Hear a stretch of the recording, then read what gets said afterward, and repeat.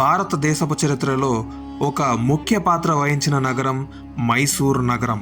ఈ మైసూర్ నగరానికి రాజైన వడియార్ వంశానికి ఒక స్త్రీ దగ్గర నుంచి తగిలిన శాపం గురించి మీకు తెలుసా? ఈ శాపం గురించి పూర్తిగా తెలుసుకోవాలనుకుంటే ఈ వీడియోని స్టార్టింగ్ నుంచి ఎండింగ్ వరకు పూర్తిగా చూడండి.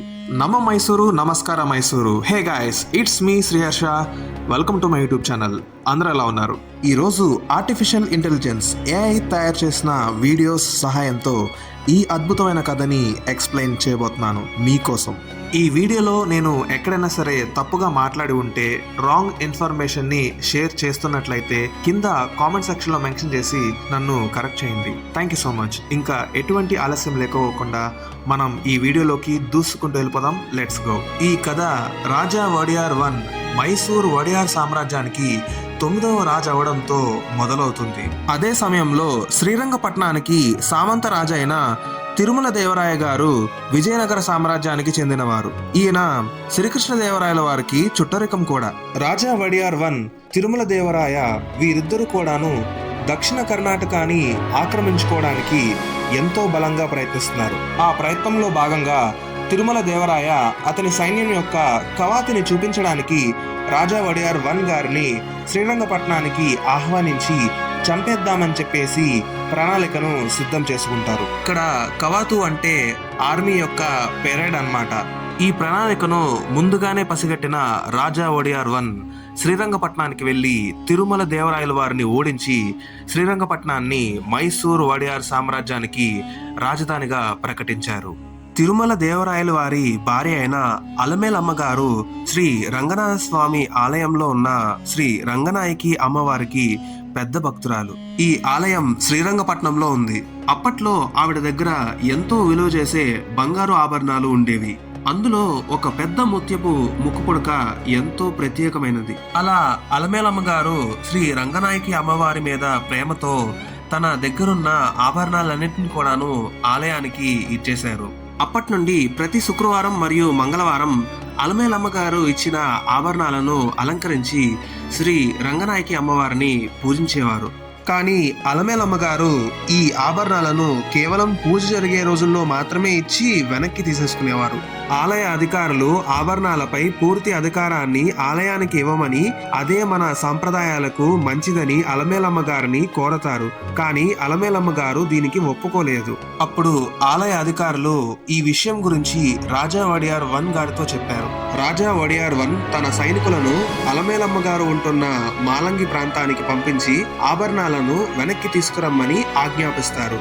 సైనికులు వెళ్లి అడిగితే అలమేలమ్మ గారు కేవలం ముత్యపు ముక్కుపుడకను మాత్రమే ఇచ్చి వెనక్కి పంపించేశారు. అప్పుడు రాజా వడియార్ 1 మళ్ళీ తన సైనికులను అలమేలమ్మ గారి దగ్గర నుంచి ఆభరణాలను తీసుకురావాలని, ఈసారి గనక ఇవ్వకపోతే బలవంతంగా అయినా సరే తీసుకురామ్మని ఆజ్ఞాపించారు. అప్పుడు సైనికుల దగ్గర నుంచి తప్పించుకుందామని అలమేలమ్మ గారు తన ఆభరణాలతో తలకాడులో ఉన్న కావేరీ నదిలోకి దూకేసి మైసూర్ వడియార్ వంశానికి సంతానం కలగకూడదని శాపం పెట్టారు. ఆ శాపం ఏంటంటే తలకాడు ప్రాంతం ఎడారిగా మారిపోవాలని, మాలంగి ప్రాంతం మునిగిపోవాలని, రాబోయే మైసూర్ వడియార్ సామ్రాజ్యపు యువరాజులందరికీ సంతానం కలగకూడదని శాపం పెట్టారు. ఈ శాపం గురించి విన్న రాజా వడియార్ 1 అతను ఇంత పెద్ద పాపాన్ని చేసినందుకు ఎంతో బాధపడ్డారు. అప్పుడు అతని పాపానికి ప్రాయశ్చిత్తంగా అలమేలమ్మ గారికి బంగారు విగ్రహాన్ని తయారు చేపించి పూజలను నిర్వహించేవారు. ఇప్పటికీ అలమేలమ్మ గారి జుట్టుని భద్రపరిచి అలమేలమ్మ విగ్రహానికి మైసూర్ వడియార్ వంశస్థులు నిత్యం పూజలను నిర్వహిస్తున్నారు. ఇప్పటికీ కూడా దసరా ఉత్సవాల్లో అలమేలమ్మ గారికి పూజ చేసిన తర్వాతే దసరా ఉత్సవాల్ని ముగిస్తారన్నమాట. అంతేకాదు ఆ ముత్యపు ముక్కు పొడకని శ్రీ రంగనాయకి అమ్మవారికి, అలమేలమ్మ గారికి ఇద్దరికి కూడా అలంకరించి పూజలను నిర్వహిస్తున్నారు. ఎవరైతే మైసూర్ వడియార్ వంశంపై శాపం వేశారో ఆవిడే ఇప్పుడు మైసూర్ వడియార్ వంశానికి దేవతై పూజింపబడుతున్నారు. దాదాపుగా 400 సంవత్సరాలు గడిచిన తర్వాత కూడా అలమేలమ్మ గారు వేసిన శాపం ఇంకా మైసూర్ వడియార్ వంశాన్ని బాధ పెడుతూనే ఉంది. అంటే మైసూర్ వడియార్ వంశంలో ఎవరైనా ఒక రాజుకు సంతానం కలగకపోతే ఆ రాజు తన చుట్టాల నుండి వారసుణ్ణి దత్తక తీసుకొని తన తదనంతరం ఆ వారసుని రాజును చేస్తారు. దత్తకు తీసుకున్న వారసుడు రాజయిన తర్వాత పిల్లల్ని కని వాళ్ళని వచ్చే తరానికి తన తదనంతరం రాజును చేస్తారు.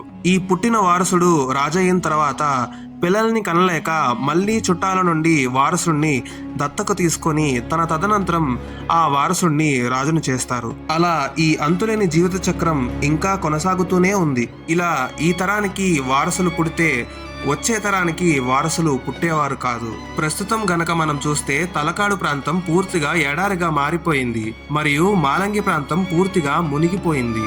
400 సంవత్సరాల క్రితం దగ్గర నుంచి ఈ రోజు వరకు గనక మనం చూస్తే మైసూర్ వడియార్ వంశవృక్షం ఎంత తీవ్రంగా ఇబ్బంది పడిందో ఈ శాపం వల్ల అనేది మనకి చాలా స్పష్టంగా అర్థమైపోతుంది. చూసారు కదా, మీకు కానీ ఈ వీడియో కనుక నచ్చినట్లయితే లైక్ చేయండి, షేర్ చేయండి అండ్ సబ్స్క్రైబ్ చేయండి. It's me Sriharsha. మళ్ళీ నేను మీ ముందుకి ఒక సరికొత్త అద్భుతమైన వీడియోతో వచ్చేస్తాను. Until then take care. Thank you so much.